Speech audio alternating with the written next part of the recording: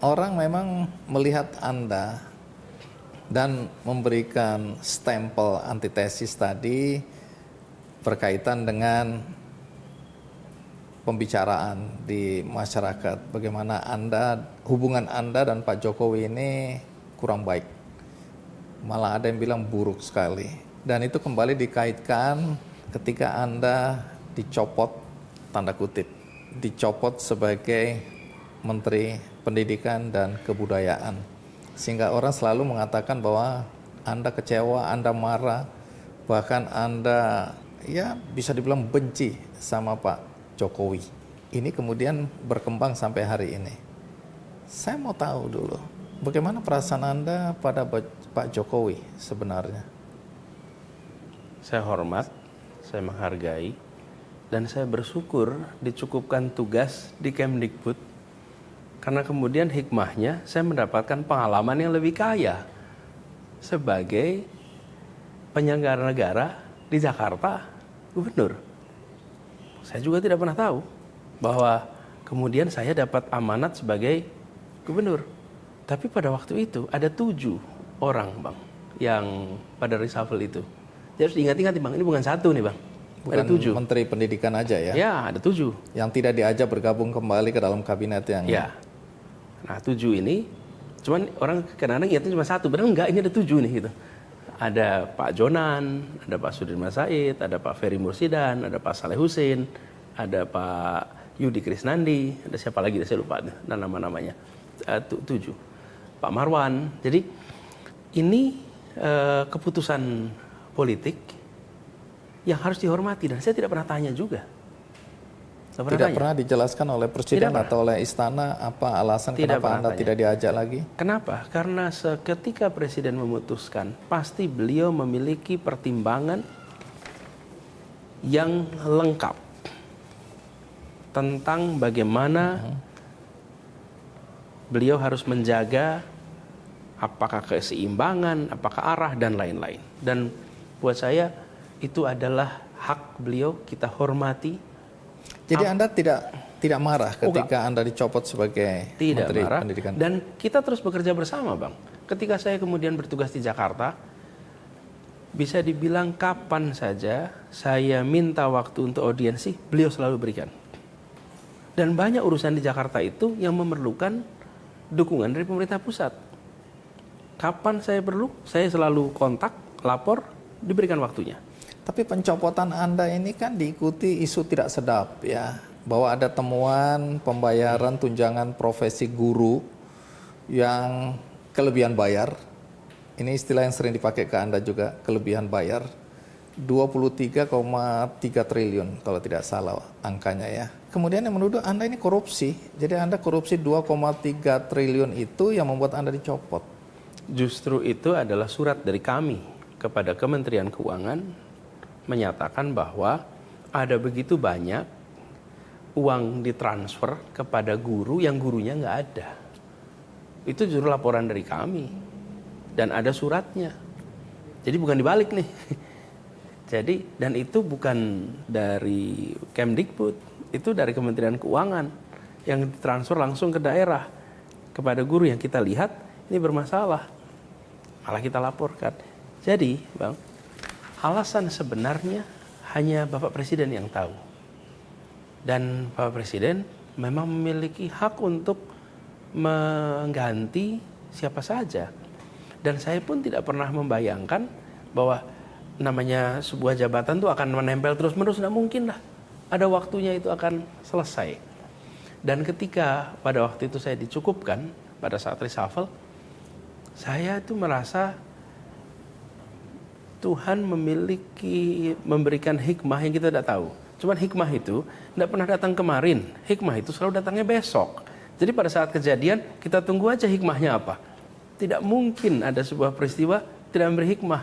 Dan ternyata saya menemukan hikmahnya kemudian.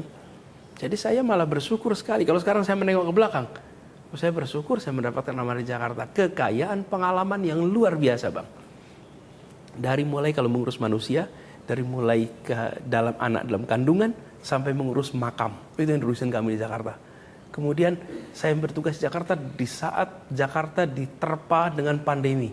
sebuah pengalaman kepemimpinan dalam sebuah krisis yang dahsyat. Tuhan mentakdirkan saya berada di dalam sebuah tanggung jawab mengelola sebuah kota, salah satu terbesar di dunia yang menghadapi pandemi yang luar biasa. Saya merasa mendapatkan sebuah karunia pengalaman yang dahsyat yang saya tidak dapatkan itu kalau saya masih bertugas di kementerian. Baik. Jadi saya malah kalau boleh Bang, saya berterima kasih dan bersyukur. Itu tangan Tuhan yang membuat saya jadi punya kekayaan pengalaman yang Masya Allah. Saya syukuri Jadi tidak sekarang. ada kemarahan ya dalam Sama sekali pencopotan. tidak ada.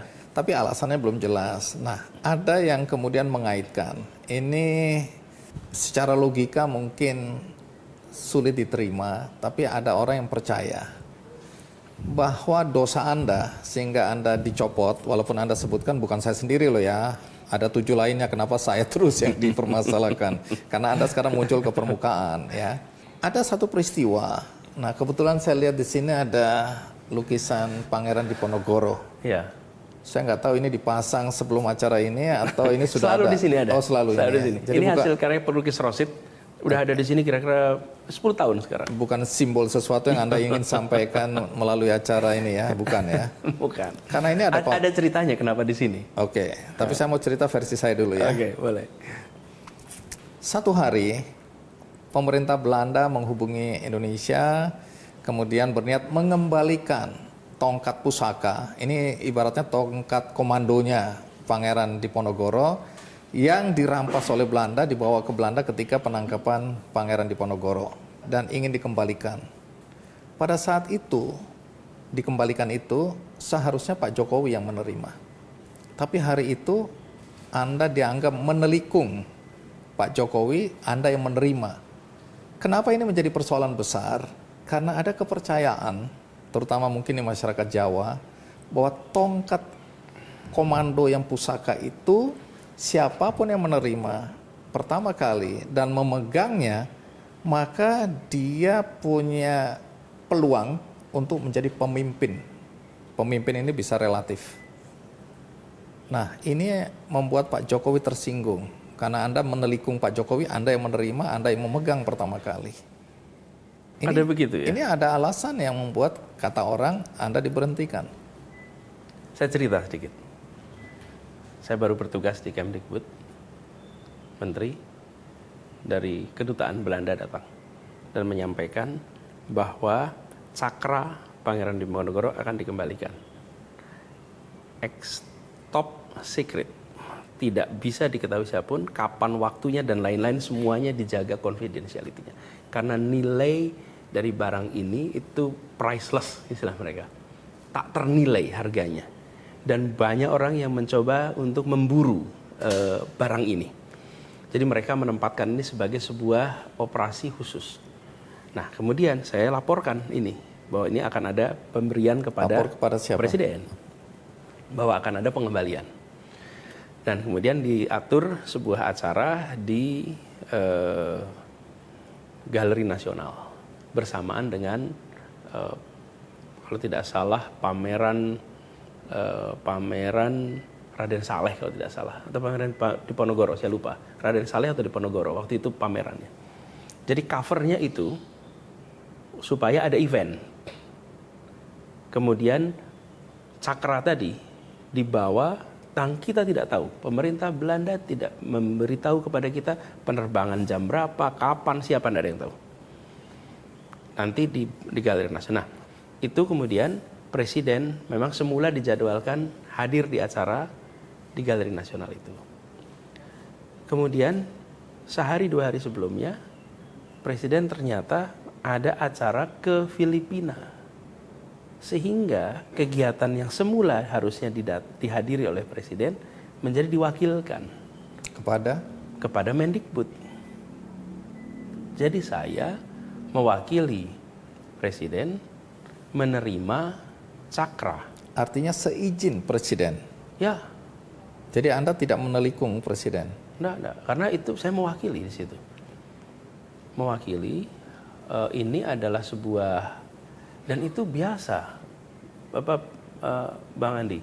Ketika Presiden tidak hadir, ya otomatis menteri yang relevan hadir di situ. Pemerintahan, aturan main pemilu tidak digonta-ganti, memberikan kepastian itu, apa yang terjadi? Kita akan merasakan bahwa republik ini dalam suasana yang sehat.